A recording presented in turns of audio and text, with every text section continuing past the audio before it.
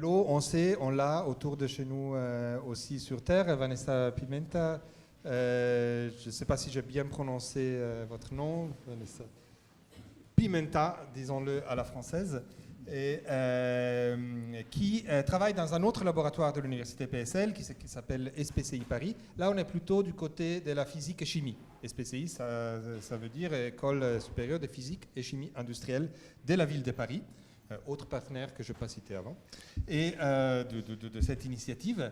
Et la thématique est par contre liée au fait que l'eau peut être une source d'énergie et pas exactement là où on l'attend. Exactement. Oui. Merci. Merci à tous d'être là aujourd'hui.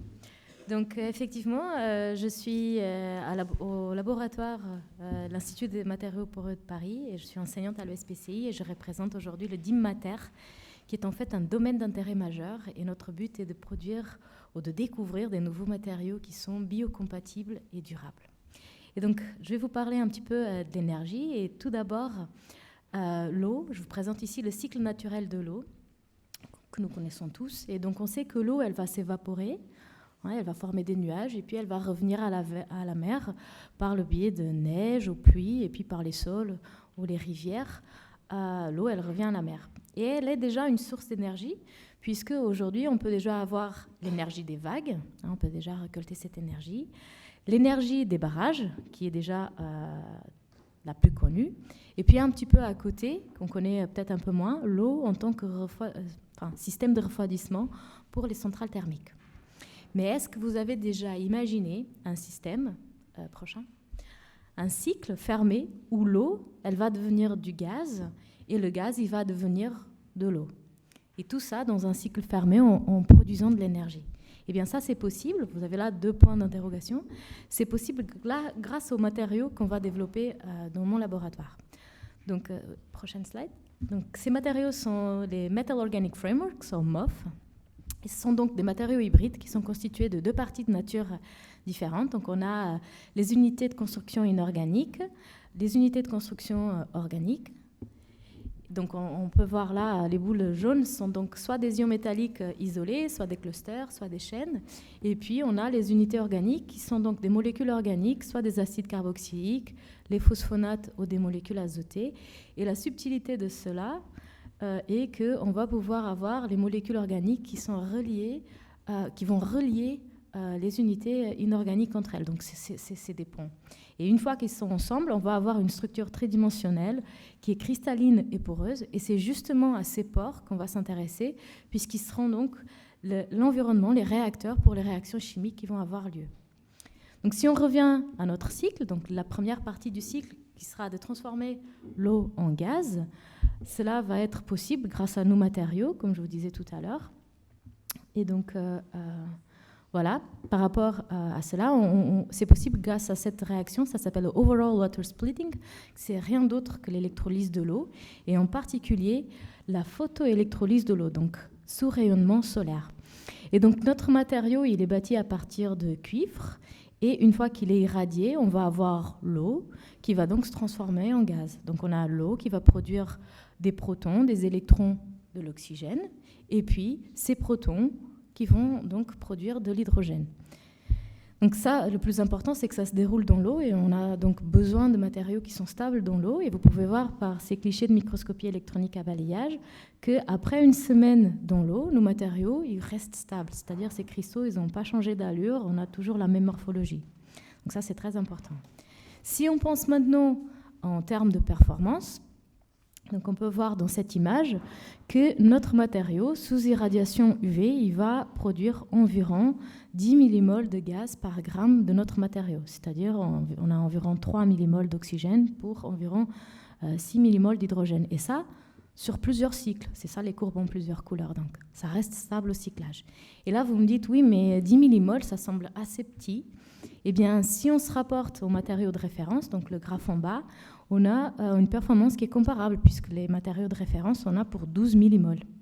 Le plus important, c'est, comme je vous disais tout à l'heure, notre matériau, il est bâti à base de cuivre, qui est un élément qui est assez abondant, alors que celui-ci, le matériau de référence, il est dopé au rhodium, qui est un élément qui est rare, du chrome et du cobalt, qui sont donc des métaux toxiques. Donc nous, on est plutôt dans une approche plus verte. Donc là, on a fait la première partie du cycle, on a produit de l'oxygène et de l'hydrogène, et c'est l'hydrogène qui est considéré une source d'énergie verte. Et nous voulons maintenant transformer le gaz en eau à nouveau, et ça va être à nouveau possible grâce à nos matériaux. À nos matériaux et aussi à ce système, donc les piles à combustible, c'est un système de conversion d'énergie où on va avoir d'un côté l'hydrogène qui est injecté, de l'autre côté l'oxygène. Nous avons donc des catalyseurs qui vont du coup agir pour transformer nos gaz en ions. Donc on a ici du côté gauche l'hydrogène qui va devenir des protons, les électrons qui vont circuler par un système extérieur, donc l'énergie qui est produite. Les protons, ils vont traverser une membrane échangeuse de protons et ils vont se recombiner à nouveau à la cathode avec l'oxygène pour former l'eau, qui est le seul déchet, on va dire, de notre système. Et donc, l'élément clé de ce système va être donc cette membrane échangeuse de protons. Donc aujourd'hui, le matériau qui est utilisé est le Nafion.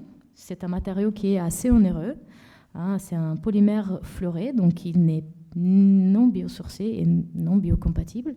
Et les méthodes de synthèse qu'on utilise aujourd'hui sont très peu durables. Donc on n'est pas vraiment dans une chimie verte. Donc c'est justement à cette partie-là qu'on va s'intéresser. Et donc dans mon laboratoire, récemment, nous avons découvert des MOF qui sont conducteurs de protons, c'est-à-dire les protons vont pouvoir bouger à l'intérieur de cette structure, et en particulier ce matériau-là, qui est le MIP 207 SO3H, qui est bâti à partir de titane, à nouveau un élément qui est assez abondant. Et les pores sont donc décorés avec ces fonctions acides, les fonctions carboxylates en bleu, et les fonctions sulfonates en vert. Et ces fonctions, elles ont des protons labiles. Ça veut dire que ces protons, ils peuvent déjà bouger dans la structure. Donc on a une conductivité... Revenez en arrière. On a une conductivité protonique qui est assez élevée, et elle est encore plus élevée quand on est à 95% d'humidité relative, c'est-à-dire quand la structure elle est déjà exposée à l'eau, il y a encore plus d'eau dans les pores.